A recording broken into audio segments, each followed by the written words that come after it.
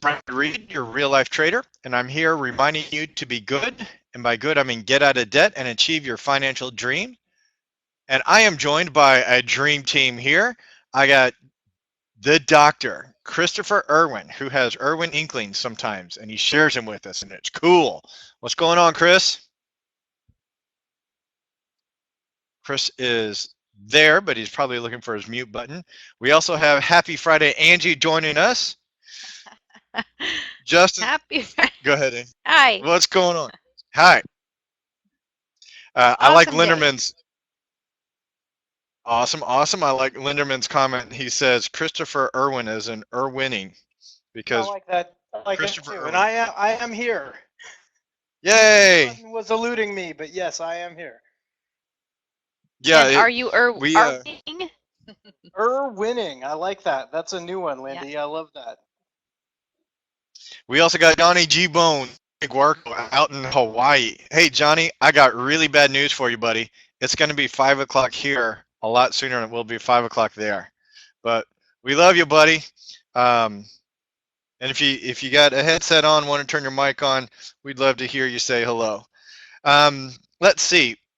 Want to talk about some day trading. And yesterday was an amazing day, and today we got hurt. And we got hurt on 2 trades. And when I say hurt, we went back and looked at them, and I think they're good and well-placed trades. Let's see. We had a trade here on DNOW, Now Inc. common stock. We watched this bearish breakout, and then when it broke, this was the retest. And so we got in there, and we risked an R. But I actually got filled on the entry down there, and I got filled on my stop up there. So my loss was actually much more than an R. And that hurts. And there's really not much you can do about that. The different people play with different order types, but it happens. The volume is about 1.5 million shares a day, which is very rare for something to have that much slippage with that much volume. But anyways, it happened to us. But a nice bearish gap, closed below or opened all below the EMAs. This pivot point we've drawn on here is more of a pivot zone, and it's not. I didn't think it was a very strong pivot zone, but at any rate, wanted everyone to know that that can happen to you if you are day trading. And Ulta, we had kind of a similar plan. We noticed it broke through the high of the day, retested, and then just has gone down ever since. And I got some slippage on the entry. My entry was a little bit high. So 2 losses, should have been 2 R's, but actually ended up being a little bit more than that. But just wanted to point that out. If you guys are thinking about day trading, that sometimes that happens. We were looking for a bearish rollover on National Oil Well, and we noticed right over here that we have a bunch of candles coming in, defining this as old resistance, the new support, and we said, hey, we're going to wait for a bearish move below that. So we saw this starting to happen, and we said, hey, it's going to go bearish, and then this big huge bounce, and we were glad that we waited. So good job doing that. On those other 2, we did trade our plan, and as we know, in the long run, if we trade our plan, we'll come out ahead. So no worries. And Inc. was actually a perfect gap and go, and about in the noontime, it just started pausing, and then about 1:30, it started picking back up again, making higher highs and higher lows, and we saw this breakout right here. So this was the previous high. We saw it break through that. It did a little bit of a retest, and that's kind of where this pattern is. We were trying to figure out where to put our stop. If we would put our stop below this candle, then our reward risk ratio would have been huge to get to 2R. Kind of like this one, but as you can see, it has gone down and is now making lower lows, and so we are not interested in day trading and Inc. anymore. But that's kind of what we were thinking about on day trading. Gail's got our internet back. Very nice. Lewis just about broke even on trade, so very good. And let's go take a look at what the market did today. So yesterday we saw this incredibly looking bullish candle, but on low volume. And I was going to call it a bull trap, meaning it looks bullish, and if you get in bullish, then you might get hosed. And I was really kind of confused about a lot of things, and Dr. Irwin called it cautiously optimistic, and I asked Angie if she thought that was a bullish break, and I think her, if I can quote Angie, it was, there, instant replay. Yeah. And this is kind of what we were all thinking. We might get one of these based on what has happened over here and all through here and back here. This would have just been way too soon for the bounce. So we are calling for a little bit of sideways motion before we do get another bullish pop. If we do get a bullish candle on Monday, what I kind of see is that we have this little consolidation zone, this accumulation phase. And if we get a bullish run above there, which would now be above the 10, by Monday that would likely be above the 20 and the 50. That might be what we're looking for a bounce. Certainly we want to see strong volume on the bullish side, but yeah, we just need at least one more day, maybe 2 or 3 more days of sideways action. And we had something drawn up here a while ago, which I would still like. Just kind of a little rollover, and really I would like that. X marks the spot. And this is that 2 weeks? Today's the 13th, that's the 27th. Yeah, that would be 2 weeks. I don't think we're going to go sideways for 2 weeks. I think we'll go sideways for a couple of days, and then we'll start to set higher highs or lower lows. And I want to turn on the simples just to see what they are doing. Are they catching up? We are on the simple right now. So that would be a great closing location. I would like a big bullish candle or even a small gap up on Monday and a close above the wick of today into the 10, even above the 20 EMA before I would be significantly more bullish on the market. So that's the SPY. I'm assuming the DIA has done a very similar thing. Let's check it out. And it did, came down and is just sitting on the 100 moving average. And yeah, the purple lines are kind of what I want it to do.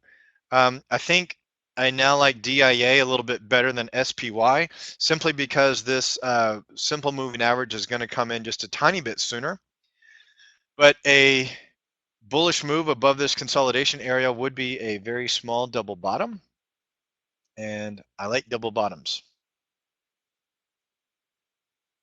So here's what I would like even better. Let this thing go sideways for a little bit. Monday, maybe Tuesday or Wednesday. Break out of this. Give me a little bit of a retest. And that is where I would be going nutso bullish. Notice the bearish volume is declining. So that makes me think we may get a bullish pop next week. But again, we got to watch out and make sure it's not just a rollover kind of like this, right? We need to watch for those rollovers, because I think there are a lot of people that are just waiting with bated fingers to type in their orders at the first bullish sign, and we got to be sure that it is the bounce. Questions, thoughts, opposing views? Let's go take a look at the IWM, the Russell 2000. Got a suggestion for a possible day trade, and dagnammit, I had turned it off. Let's see if I can pull up Whiting Petroleum quickly. Lewis says it could possibly be rolling over right now. That's a 15-minute. That does look nice for a rollover on the 15-minute chart. It does appear to be making lower highs on a 5-minute. This, if you did get in on this pattern, which is kind of double topish, I guess my concern is that a significant enough of a lower low? But I would definitely look for a close below the 20. So good call out. I appreciate that, Lewis. Let us know if you get in and go bearish and realize, I guess you still do have about an hour left, so it could move. Very nice. Okay, Russell 2000, incredibly interesting candle. So yesterday we had this bullish gap, which opened above the exponential moving averages and moved up. And I mean, that is really what the bounce looks like. It gapped above the neckline of this head and shoulders, and holy smokes, it was on low volume. But today it gapped up again and then just looks like it spent the entire day going down and has now come back. Let's see, what did it do? So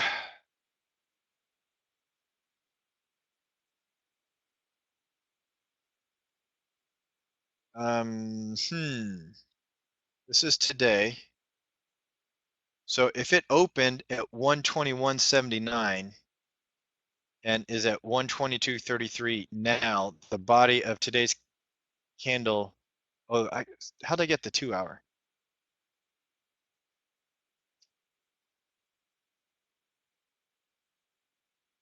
That's yesterday. This is today. Yeah, okay. This I was thinking, because what I was looking at, if it opened here and is it now, that should be a white candle, but no.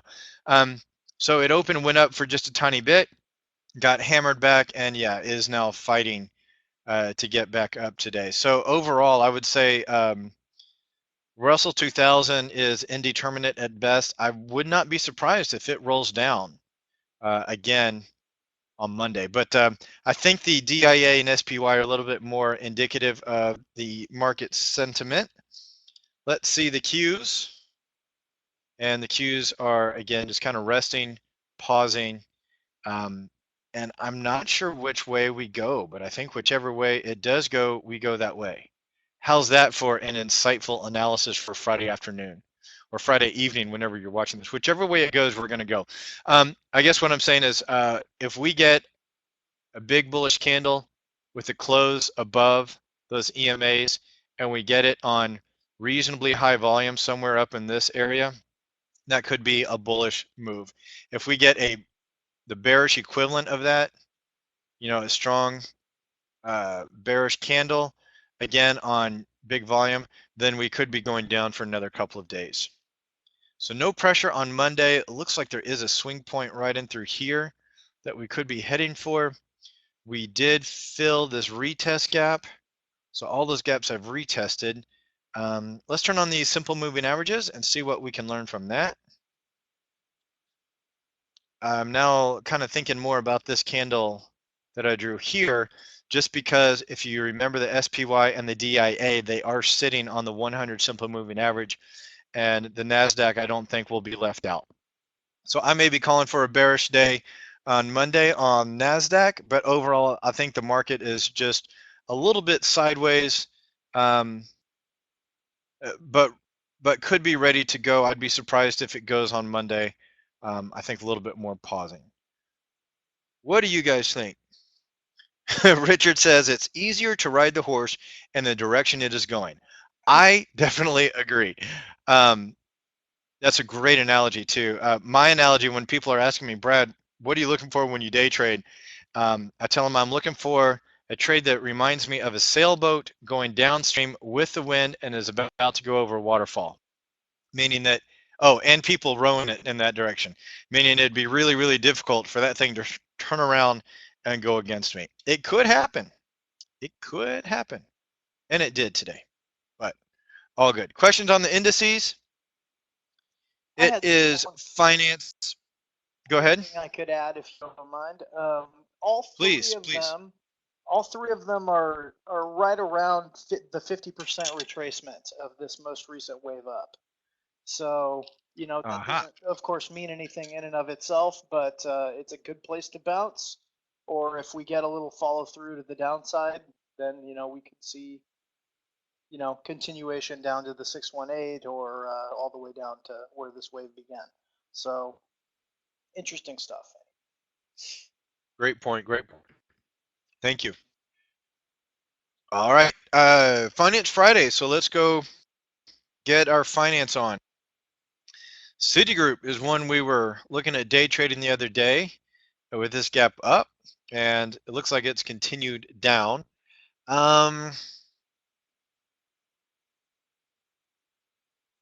We may come back down to this gap before going higher. It does look like we're in a bullish move. We just had a healthy retest. Sorry, not retest, but a rest, a consolidation down here with the moving averages, with the simple moving. I would be more bearish than bullish on Citigroup. The question now is how to trade it. If there is premium in a bull put spread below the 200, I would really like that. We are pretty far away from the exponential moving averages. So I think on Monday, I would expect another bearish candle, something like that. And then on Tuesday, Wednesday, something is when we begin to roll back up. So that's kind of what I would expect on Citigroup. Yeah, questions, thoughts, opposing views? Richard says he's paddled canoes over waterfalls, very easy, but the screaming is a bit annoying. Okay. All right. Let's keep going on. Citigroup, I guess if I do get some kind of crazy gap up or a bullish candle that closes somewhere above this pivot point over here, I would be more bullish than bearish. And if I get down below the 200, which is down there, I would be more bearish than bullish. So right now, I think Citigroup just needs to marinate a little bit, and I would use that strategy, that number one strategy you learned called wait. Capital One Financial Corporation had a big bearish day, but I do kind of like this one because I'm seeing a breakout of this, a retest of the EMAs. So to me, that means this thing is all set and ready to go. I would love a little gap up above this pivot point, and then a move up like that, and then I would be more bearish than bullish with a close over there. And I'd put my stop down here at the EMAs, or maybe even on the hourly, or in the gap. Actually, if it gapped up, I could put my stop in the gap, and then target up there. That would be a 2-to-1. I really kind of like that setup. I hope that happens. That's a lot of details, but one thing that has really turned my trading around is when I draw pictures on a chart like this, and then I wait for the candles to overlap what I drew, and then if they do it, I trade it. Simple as that. But what I would hope for is something that would look a little bit like this. I guess my stop would have to be a little bit tighter, but yeah, something like that. So I am more bullish than bearish on Capital One. The question right now is just where to enter and get a 2-to-1 reward risk ratio. Let me turn on those simples again. Yeah, so if we get a close above here, you could even look at doing some bull put spreads down in here. If we get another bearish candle, I'd be tempted to look at a bear call spread if we get a big bearish candle, but this thing could bounce quickly.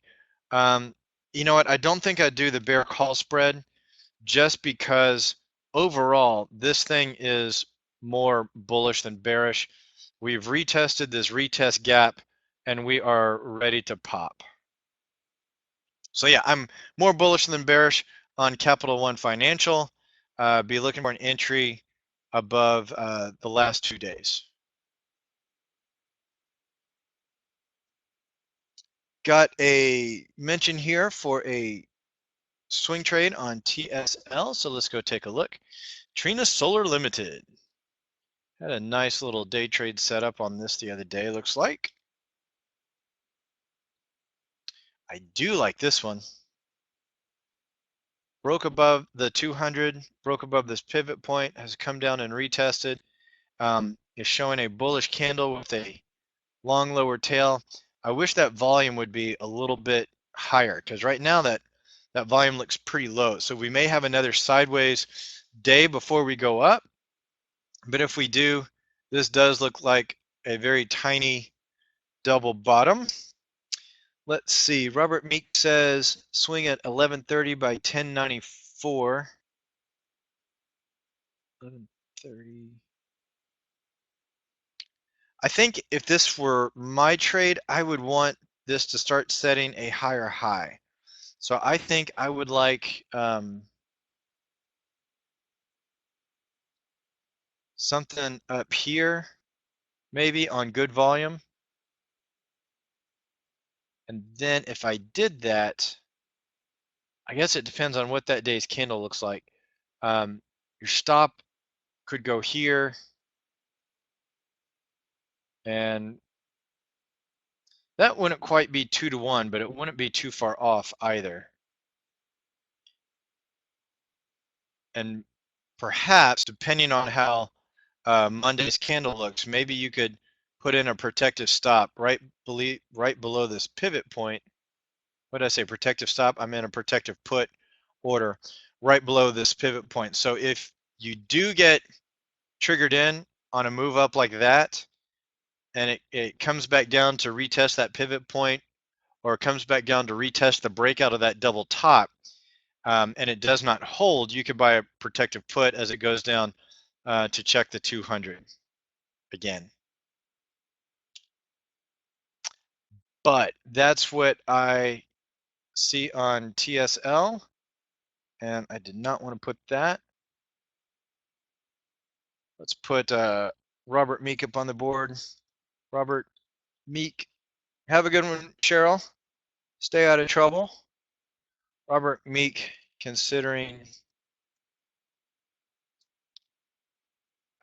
swing a bullish swing trade, yeah.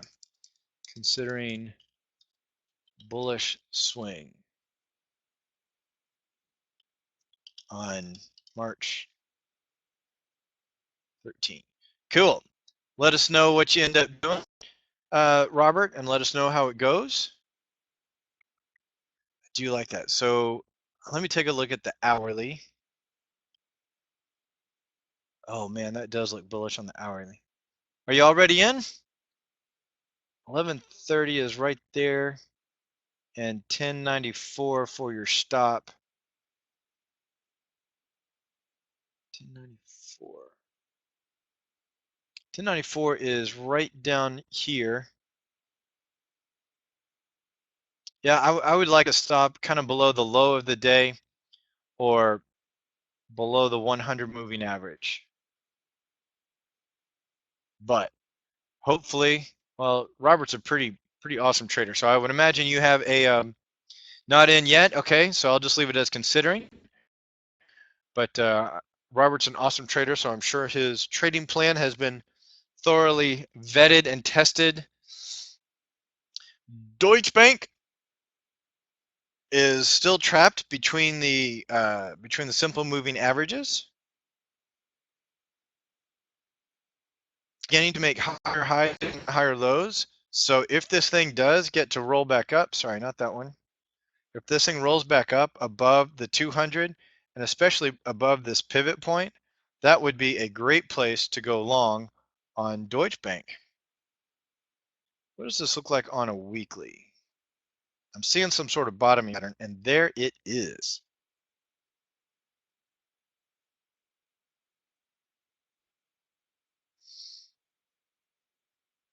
So if we go back up, then we would complete a head and shoulders, inverted head and shoulders on the weekly. Got a nice little, almost a perfect neckline. Might get a retest somewhere in that zone after the breakout. But yeah, I like it when trades look very directionally positive. What are the words my mouth is trying to say? I like it when when the movement on the daily is confirmed by the movement on the weekly. So I would be more bullish than bearish on Deutsche Bank with a move above 34-ish. And I guess I could switch over here to the daily and turn on the EMAs, but I don't think they're going to give us anything new. Yeah, so I guess it depends on your trading plan. This is the daily with a move above the EMAs. You might take it all the way up back to the high of the day, make a 2-to-1 there, and then you could think about another situation on the weekly. But certainly more bullish than bearish on the Deutsche Bank. If you're a longer term trader, you may want to wait until it gets above this swing high of 33.58. If you like buying the bounce, I would say the bounce would be a close above 32, above those EMAs, and then write it up on bullish. I like that. I wonder if I can clean this up a bit and see if I can draw the picture that my brain is trying to imagine. All right, that wasn't too incredibly painful. I'm kind of liking something like this. Is that going to be a 2-to-1? That would be darn close to a 2-to-1. Cool. That's what I would do. And I really do think once you get up here that it may go sideways for a little bit, but I do think it'll pierce it, retest, and then head on up to this next pivot point, which would likely be somewhere up in this region. So I am quite bullish on Deutsche Bank. If you are interested in that trade, let me know. Brad, do you know how to add ADX study to TradingView?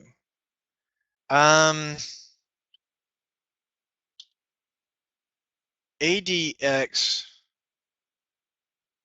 has a number of different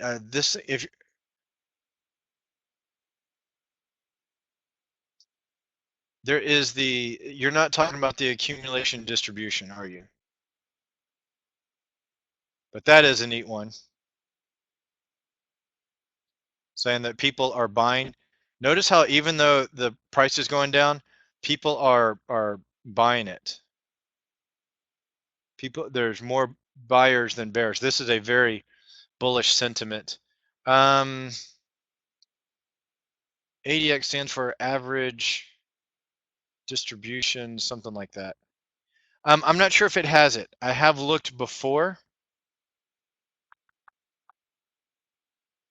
So I don't know.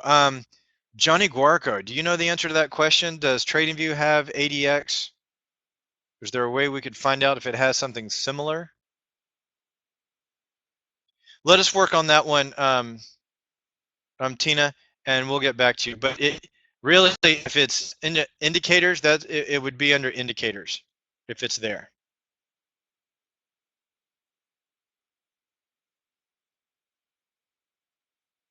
Sorry, my brain's sitting there going through about 20 or 30 different ideas to try and find it, but I can't think of how to do it. Quickly over here to FAS. Angie, did you get it? Let's go quickly over here to FAS. Okay, never mind. That's about as good as my jokes get, folks. So if you're not at home laughing out of your chair, then I'm probably never going to make, which is also another really distinct probability. Interesting patterns here. This candle pattern here confuses me. Neat little double bottom action going on there. This is, let's see, so there's the neckline. It broke out of the neckline and has retested the neckline and has retested the neckline. I almost wonder if we're headed back down based on how that broke this retest pattern. These two candles are very, very suspicious for me because I would expect, based on a double bottom and this retest, to head up, but this is definitely a long time to be retesting. Yeah, I'm almost more bearish than bullish on FAS. Let's go take a look at the simple moving averages. I would say if we get below the 100, we may be headed back again for the 200.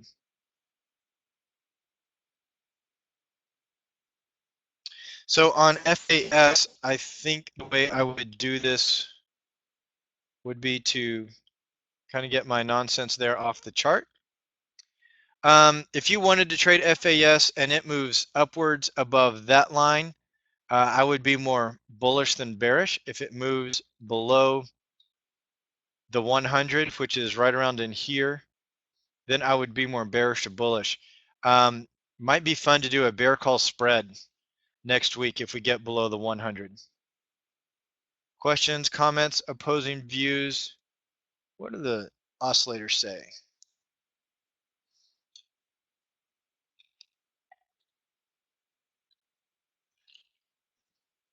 Nothing exciting here. A little bit, I don't know if I'd call that divergence. That's just resting. And anyway, okay, that would be my plan. That would be my quick plan for FAS. I did the joke again, just because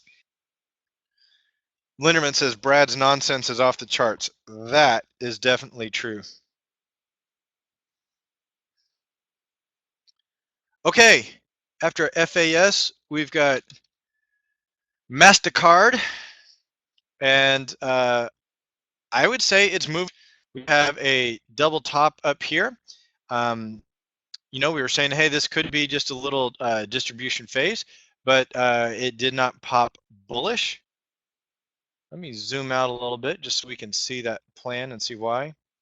We were looking up in there, I guess because that 100 moving average was coming in. This is a double top. This is the breakout. Let's see, let me clean up my picture for you guys, and then I'll talk about what I'm seeing. That's not a trigger. If you did buy the protective put, it is really profitable. If you did buy a protective put, I would be looking to sell it when it gets down to the 100. So here is what I'm seeing now on MasterCard. Double top, breakout, retest, rolling over. So if it weren't for that 100 moving average there, I'd say go bearish there with a stop up here. However, the 100 moving average appears to be a strong target. So I think my plan on MasterCard would be to wait and buy the bounce. I'm contemplating discussing a sniper trade, but I think it's going to be a little bit too far away. When you have two forms of support coming together, you can sometimes do something a little bit nutso, like do a buy limit there, set your stop there, and your first target could be there. And as you can see by my drawing, that's at least a 10 to 1. Now I want to know what that reward risk ratio would be. Long position. Okay, so if the the simple moving average is 85.16, let's just get nuts and say 85. That's 85.55. If you scooted your stop right below that pivot point, something kind of like that, and set your target up there, that is an 8.5 to 1. Guys, if you like this sniper trade type style, please, please, please back test it thoroughly. You will get stopped out on many a sniper trade, but the ones that do work out will be nicely profitable for you. But you got to back test it to get your rules up to date on where to put your entry and your stop. Plus, as far as sniper trades go, this 100 moving average is already a little bit higher on the pivot point than I usually like for sniper trades.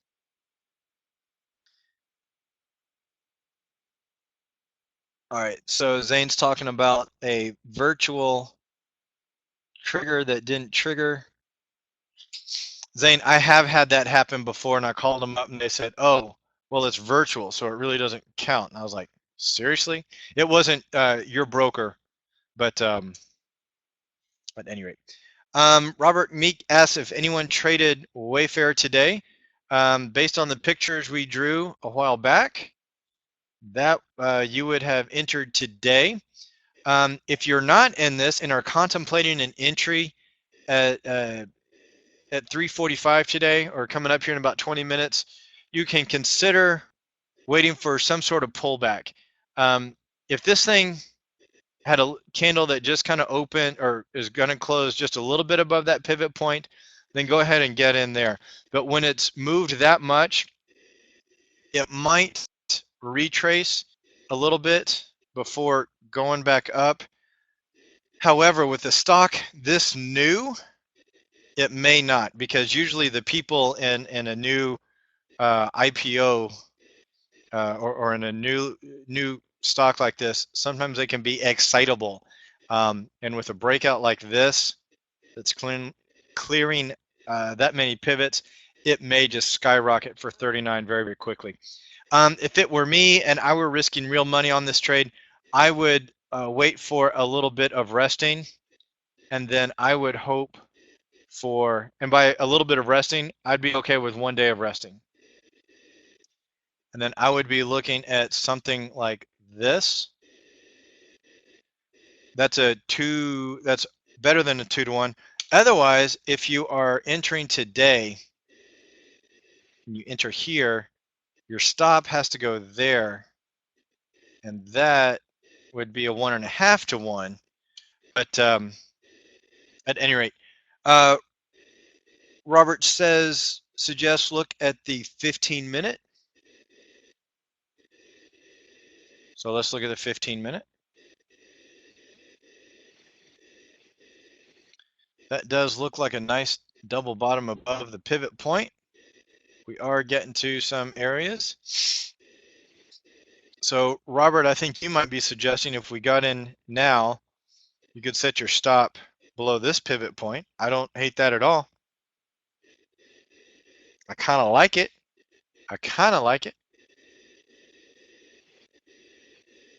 But either way you go, yes, I am more bearish than bullish on Wayfair. Oh, look, that 15-minute is kind of where I drew my retest.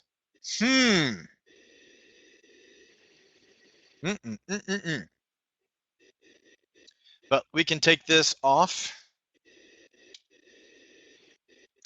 And let's see, if it does retest, the 10 and the 20 sure are far away. So I do think it rests a little bit. It's going to be outside the Bollinger Bands. And yeah, it's outside the Bollinger Bands. RSI and Stokes are going to be pegged. So yeah, I would expect a little bit of sideways movement. But on some of these stocks that are so new, they can do surprising things. Cool call out. Thanks for that. Robert, are you in on it? Are you thinking about it? Can I put you on the board again?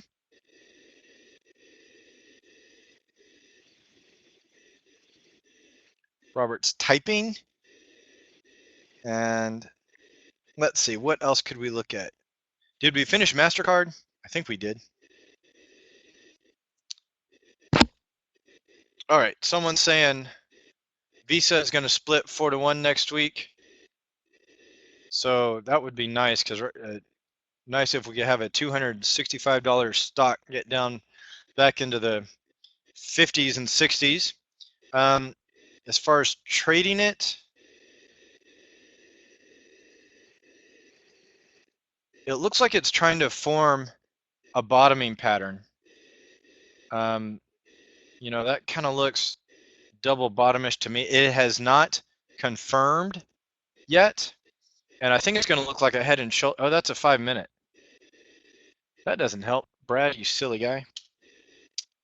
This could be a bounce off the trend line. It may come down to check this one again.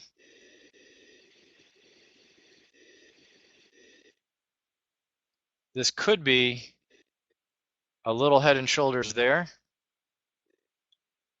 Breakout, retest, and headed south because we are about to close below the 50. The simple moving average, the 100, I think it's going to be far away. 100's not that far.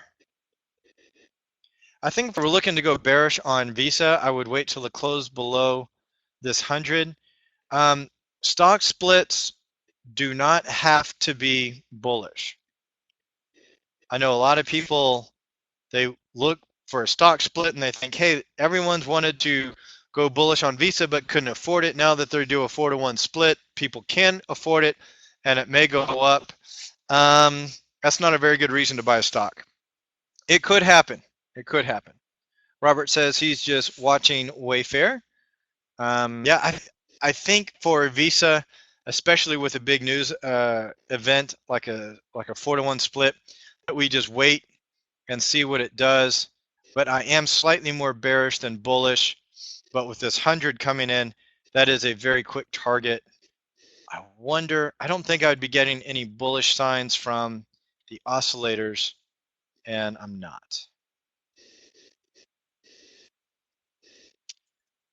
When this goes down like that, and that goes up like that, that is bearish divergence. Not so much on RSI, but that certainly says do not go bullish until that has played out, and it is playing out right now.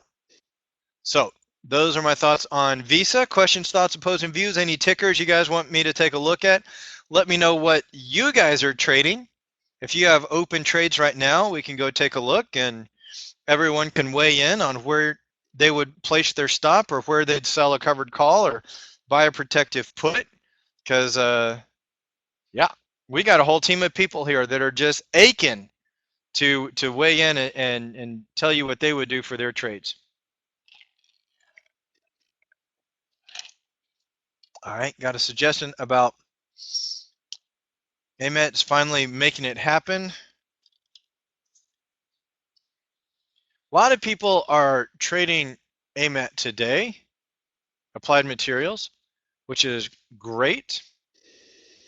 I didn't like the fact that it gapped underneath these exponential moving averages, but let's go take a look. Finally is breaking out through this high. So you guys know what my trading plan would be. Let it break out, come back,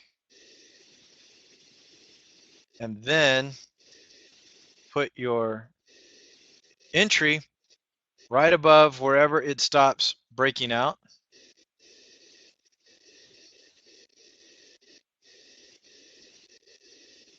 I would put my stop wherever it rolls down to. And that would be my trade. So I would need at least 8 more minutes. Sorry, I just looked at the time. It's 3:32 Eastern time. So you would need this candle to complete, which would get us to 3:35. Then you would need at least one candle to roll back over and define support. So that'd put you at 3:40, and that only gives you 20 minutes. So I would say it's too late for me to be getting into anything, but maybe you bought the breakout there and are riding it up, and you know, with the stop at the 10 or the 20, you might be up 1 R already. Oh, 2403 by 2392, 2403. I think it said this morning, maybe there by 2393 down there. Nice. Wow, that takes patience. That takes patience, especially to get up, to see this go up and come back. Very nice. Very nice. Okay, Maria is suggesting, let's say Dan Walsh got in one a little bit before XON. So Intrexon Corporation. By the way, if you guys get out to California, Dan Walsh has a couple of just absolutely amazing restaurants. Got a sushi restaurant that I've heard is off the chain. I haven't gotten to get there. Where you at, Dan? Are you in Sacramento or LA? But a couple of real life traders had it. What is it, Angie? He's in Sacramento. He's in Sacramento. Okay. Me. Well, yeah. I thought so. And the place is called Lou's, and it is off the chain. Cool. Superb artistry. All right. So it has been tested by real life people, and real life traders say it is amazing. Okay, so this one had a nice wave up, is rolling back down. I am more bearish than bullish. Today is a goodness gracious, that is a bearish, ugly candle. But on the grand scheme of things, I'm thinking this may be the bounce. It just looks like a natural wave rotation to me. The question now becomes where to get in. And thinking about taking the stock bullish with, is this a Marubozu candle? The high and the open are exactly the same. This, man. What's your plan on this one, Dan?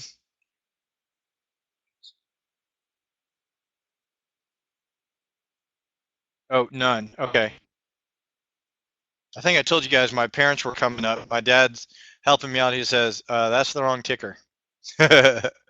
Oh, man, on the 5-minute, that would have been sweet. Were you day trading it? Good gracious. I would have gotten triggered in on that wick, would have come down on my stop, and I'd be up an R about now. I think Dan is more of a swing trader because with running 1, 2, or 3 restaurants, day trading may not be his thing. That is a whole lot of bearish candles in a row. Holy smokes. That is, wow. I'm not sure what to say. Wow. If I were going to go bearish on this, I wouldn't, because certainly this has broken out. I think I'd be waiting for another rotation. Let it come up to there, and then we can talk about if it breaks through there, taking it bullish, or if it rolls back over, taking it back bearish. But yeah, this thing's already gone. And one thing, I have not had a lot of luck trading energy stocks or precious metals, and it's my excuse is that there's so much in the world between world events that affect the way people buy. I think on stocks like Walmart, Ford, General Motors, FSLR, Tesla, they're a little bit more supply and demand of, well, I guess it's all supply and demand, but I think the external world factors are less of an impact to those as they are to energy and precious metals. So I'm not a huge fan of those. But right now on ExxonMobil, I think the bearish move is exhausted. It definitely could continue some more. But yeah, I mean, Stokes and RSI are going to be bottoming out big time, and there they are. So my plan on ExxonMobil would be to wait. But thanks for typing it in. Zane says, woohoo, I'm going to try some. Guys, give me just like 30 seconds to experiment and see what, oh, smack. I'm going to try and show this, but I've never done this before. So, got to brag on my boy Zane here. That is in Zane, dude. Very nice, buddy. Love the notes that you take to remind yourself. But look at this. Bull volume has disappeared. Look to exit or break even or be patient. So when you get a 10 or 20 or 50 of these and you keep notes on what you're thinking during the trade, it is so easy to put these into two stacks, winners and losers, and come back here and look at what you're thinking and what you're seeing, and tweak your trading plan to improve your success. Awesome, Zane. Not only am I very happy it worked out for you, thank you for sharing. Thank you for sharing your best practices so the rest of us can learn. Very, very cool. All right, let me go back to Maria. Had some stocks she had. Maria, also, will you remind me to check out Pandora and LinkedIn, because those are two Bollinger Band squeezes that popped. So CELG, and Maria, remind me of your style again. You're a swing trader, I believe, or do you do shares with covered calls and protective puts?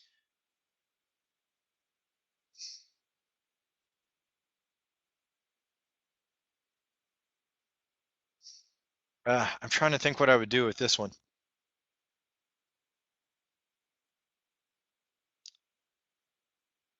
Oh, and you dated? Okay. To me, this one just looks like it's kind of resting at the bottom of a channel. Certainly, that's what the stochastics were saying. I think if I get a bullish gap or a nice bullish candle with increasing volume, like volume more than this guy, then I would be more bearish to bullish to take it back up to the top of the channel.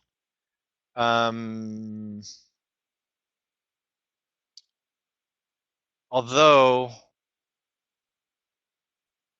on the grand scheme of things, this thing is slowing down. I don't think I'd trade this one bullish.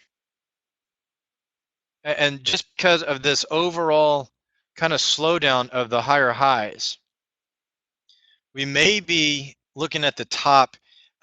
Maria, if you want to scalp or do an incredibly fast swing trade or day trade back up to the top, I don't hate it. But because this thing was going so fast there, it slowed down to there, slowed down again, now it's going sideways. This is a very typical pattern of a stock that's about to roll over slowly, then some more. I think because of this slowdown, I would not go bullish on it. Let's see. I would like this thing to go sideways, do a lot of this craziness until the 100 simple comes in, and then we can think about taking it bullish again. But if it goes down, if we get a close below the 100, then I would look for a bearish trade down to the 200, which would align with this pivot point here. Sorry for my chicken scratch on the chart, but for CLG, I think I'd wait, look for a close below the 100, or wait for this 100 to catch up and look for a close above the top of this distribution phase. If you have any other questions on CELG, let me know. I'm going to go over to this other ticker of AMBA. Look at this. If AMBA opens above 63.20, nice retest gap. Did it open above 63.20? Yup. Did it retest? Yup. So it went up here and has tested the new high, pulled back just a tiny bit. This volume is declining, which is actually a good thing, just means it's resting and pausing. So if we get another, that is a lot of bullish candles in a row. I was going to say if we get another bullish candle on strong volume, let me redraw that. If we get another bullish candle up here on strong volume, like a new white soldier, I would be slightly more bullish than bearish. I just think this thing needs to rest a little bit more. Yeah, with RSI that high, the Stokes are entering the oversold, excuse me, the overbought area. Excuse me, they're exiting the overbought area. I really like Ambarella in a couple of days. So I would want this thing to rest a little bit. You know what would be just totally sweetness is if we get 2 or 3 days of sideways, just right up in here, super tight, let this 10 EMA come in and then place an entry there with the stop there. That would be moneyness.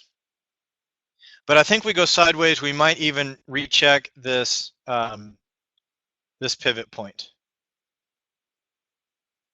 Cool. All right. Thank you guys for typing in those tickers. Maria, are you already in these, or are you thinking about trading them? Or are you thinking about getting in? Maria was asking me to look at Pandora earlier, and we had a little bit of a discussion on it. Pandora is breaking out of a Bollinger Band squeeze. So if you trade Bollinger Band squeezes, this would be ready to go. You're in those with May options. All right, so let me go back and I'll give you a real quick what I do. When it breaks out of the Bollinger Band real strong like that, we tend to get a little bit of sideways motion before it continues.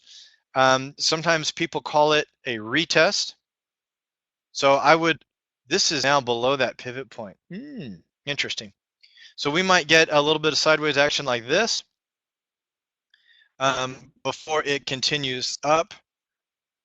If your plan says to buy the Bollinger Band breakout, do what your plan says. Otherwise, watch Pandora for a day or two, and you may get a better reward risk ratio on a bullish break.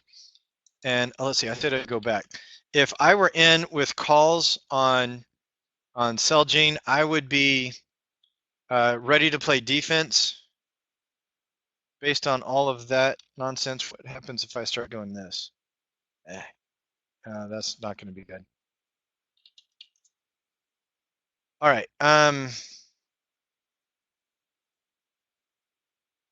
Drawing tools. Remove all drawing tools. So if I had calls, I would be looking to exit pretty soon. I think I'd put my stop at below that guy. If you're profitable now, maybe even below there. I don't know. If I didn't get a bullish candle soon, I would be I'd be looking to exit, and the main impetus for that is this slowdown effect. On the weekly, let's take a look. Yeah, take a look at Netflix and Amazon. This one is looking a whole lot like Amazon looked like on a daily. See that move on Amazon? That's kind of what this reminds me of. On Ambarella, you've had a really big move on the weekly. I think it's going to pause. You said you bought May options, May calls, May options. So it is early March. So yeah, you're going to need pretty quick moves. You got time on Ambarella. I'm a little bit more bullish on Ambarella than I am on Celgene. But those are my thoughts. Let me know if you have more specific questions. LinkedIn did break out of the band, did break bearish. Now on Pandora, I was saying you should wait because of how far it broke out. On LinkedIn, the breakout wasn't nearly as much. So you see the picture that I'm showing here, an entry just about now. The stop up there, wait for this thing to come down and catch up with the 100 simple moving average. And let's turn on the simples. And that would be my target. It'd be about the 100 simple moving average. I think that'll catch up right at about the top of this distribution phase. Is that distribution or accumulation? Oh, this consolidation phase, whichever one it is. Somewhere on the top of the channel would be my target. And then look for a bounce here. We might even get some sniper action. So that would be LinkedIn. Tina Rowley says, do you think we have divergence on the Stokes on Apple? I love the question. By the way, it really helps with your charting and your brokerage if you type in the ticker correctly. Apple right now just looks like it's following our plan maybe a little bit quicker than we had expected. It still looks like what happened back in December and January, and I think there was an iteration before that too. Not so much.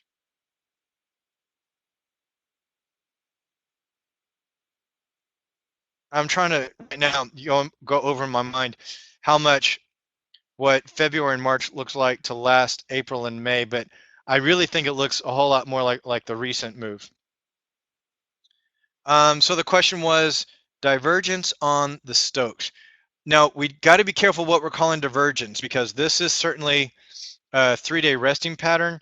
So if we get the Stokes going up or RSI going up from way back here, then I might be calling that divergence.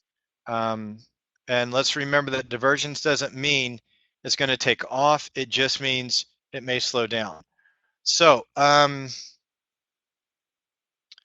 am not seeing anything that would make me think of divergence.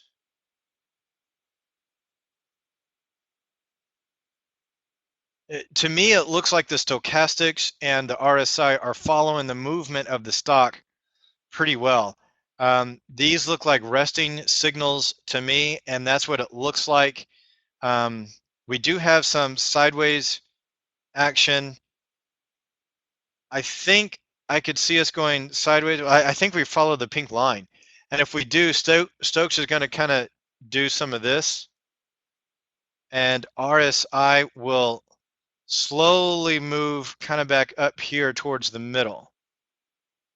So if the stochastics does that and the stock continues to go down, then that would be what I'd call bullish divergence. If RSI is going up, if RSI is making higher lows, but the stock is making lower lows, then that would be the bullish divergence I would wait for. Your Stokes are set up different, all right?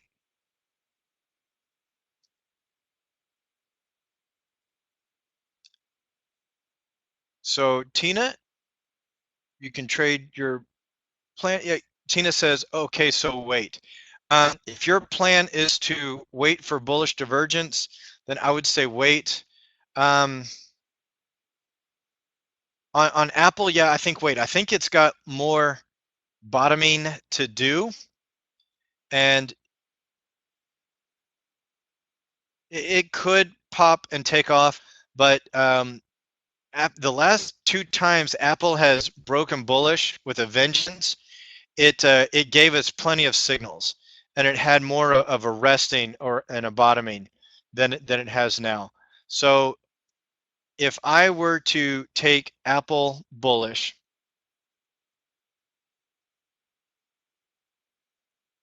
I would want a break above the gap and a retest. And then if it broke above that retest, then I would be more bullish than bearish on Apple. But yeah, right now I think it's bearish to sideways. We're looking at bear call spreads, and there's absolutely no premium anywhere close to in here, which makes me believe that the market maker is also more bearish than bullish. All right. What other questions do you guys have? Anything that that may be gapping on Monday? Type it in and I'll take a look. So Amazon is one we've been talking about. This is a very nice resting pattern, nice and sideways. We could get another move up to the pivot area. I think it goes sideways a little bit longer, and then we'll look for a close below this pivot area once the 50 gets closer. And if we do get a close below here after the 50 comes in, yeah, I still like this plan. There's 10 EMAs coming in, so we may get a small move up next week. I'm not sure I'd go bullish on it, maybe on a day trade or a very quick swing trade. But yeah, those are my thoughts on Amazon, as Dr. Newsom says. Netflix, yeah, I still like the picture here. If we do come up, like this purple line shows that we might, that would be a double bottom. And if we get a close above the neckline of that double bottom, that would be a great place to buy, or even better, it would be a retest of that double bottom. And let me make this bigger. And right in here would be a pattern that I would like. Let's see, so I would have bought there, had my stop there, and based on that pivot point, yeah, that's about a 2-to-1. So I would like to recreate that trade over here. Let's see. If you have protective put still on Netflix, I think today may be another chance to sell those at a profit.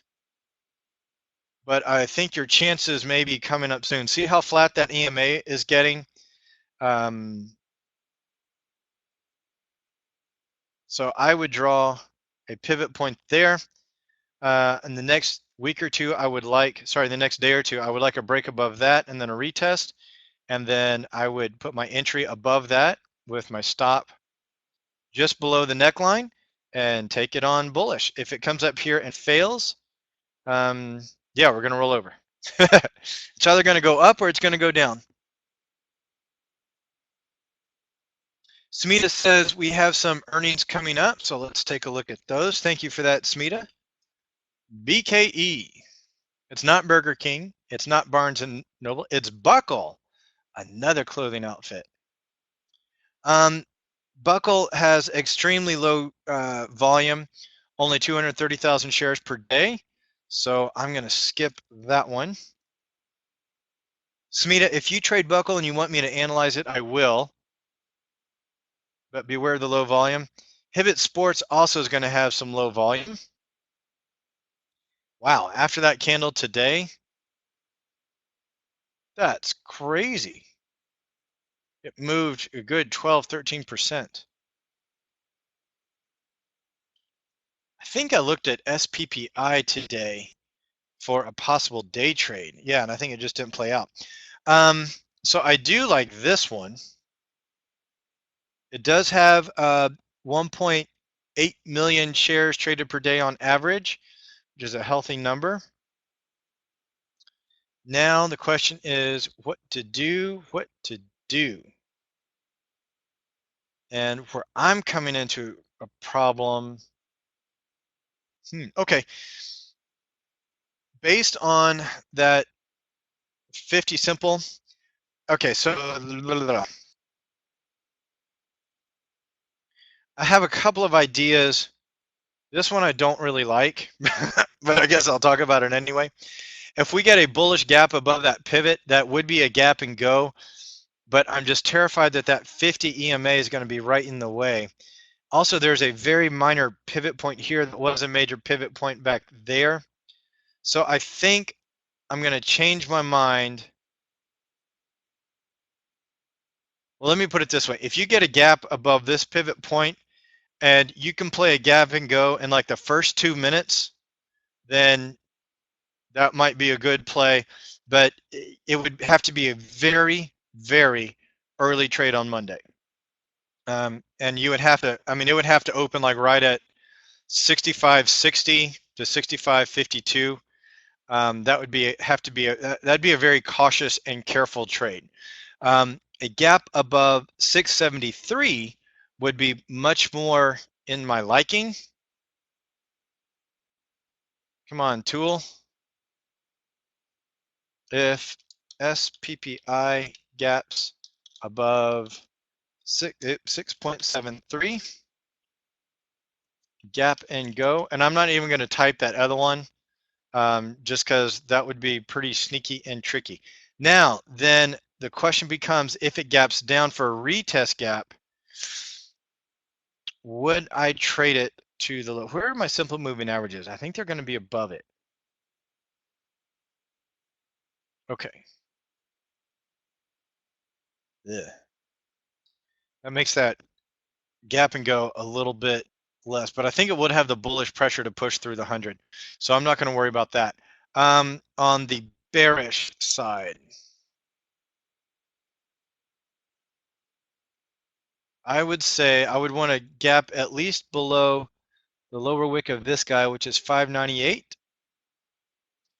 And then if it gapped down to there, that again, that's several percentages in there. Yeah, so I would not be worried about that. I'd make that a target for sure, though. The low of this guy is 565. So I'll draw that like that. And